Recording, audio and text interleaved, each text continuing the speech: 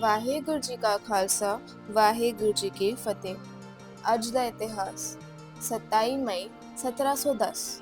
ਉਹ ਦਿਨ ਜਦੋਂ ਸਰਹਿੰਦ ਦੀ ਧਰਤੀ ਤੇ ਜ਼ੁਲਮ ਦੇ ਤਖਤ ਹਿੱਲਣ ਲੱਗ ਪਏ।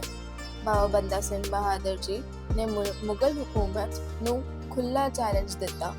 ਇਹ ਉਹੀ ਸਰਹਿੰਦ ਸੀ ਜਿੱਥੇ ਛੋਟੇ ਸਾਹਿਬਜ਼ਾਦਿਆਂ ਨੂੰ ਜ਼ਿੰਦਾ ਦੀਵਾਰਾਂ ਵਿੱਚ ਚਿਣਵਾ ਦਿੱਤਾ ਗਿਆ ਸੀ। ਪਰ ਹੁਣ ਸਮਾਂ ਬਦਲ ਚੁੱਕਾ ਸੀ। ਬਾਬਾ ਬੰਦਾ ਸਿੰਘ ਬਹਾਦਰ ਜੀ ਸਿਰਫ ਜੰਗ ਨਹੀਂ ਲੜ ਰਹੇ ਸਨ, ਉਹ ਇਨਸਾਫ ਲਈ ਖੜੇ ਹੋਏ ਸੀ। ਉਹਨਾਂ ਨੇ ਗਰੀਬ ਕਿਸਾਨਾਂ ਨੂੰ ਜ਼ਮੀਨ ਦਾ ਹੱਕ ਦਿੱਤਾ ਤੇ ਜ਼ੁਲਮ ਕਰਨ ਵਾਲੇ ਬਾਬਾ ਦਾ ਕਮਰ ਤੋੜ ਦਿੱਤਾ।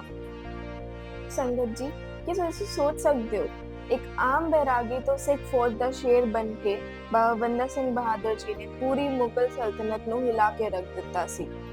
ਇਹ ਇਤਿਹਾਸ ਦੀ ਫੁੱਲ ਵੀਡੀਓ ਵੇਖਣ ਵਾਸਤੇ ਪਰਮ ਸਿੱਖ ਇਤਿਹਾਸ ਚੈਨਲ ਨੂੰ ਸਬਸਕ੍ਰਾਈਬ ਅਤੇ ਫੋਲੋ ਕਰੋ। ਵਾਹਿਗੁਰੂ ਜੀ ਕਾ ਖਾਲਸਾ ਵਾਹਿਗੁਰੂ ਜੀ ਕੀ ਫਤਿਹ।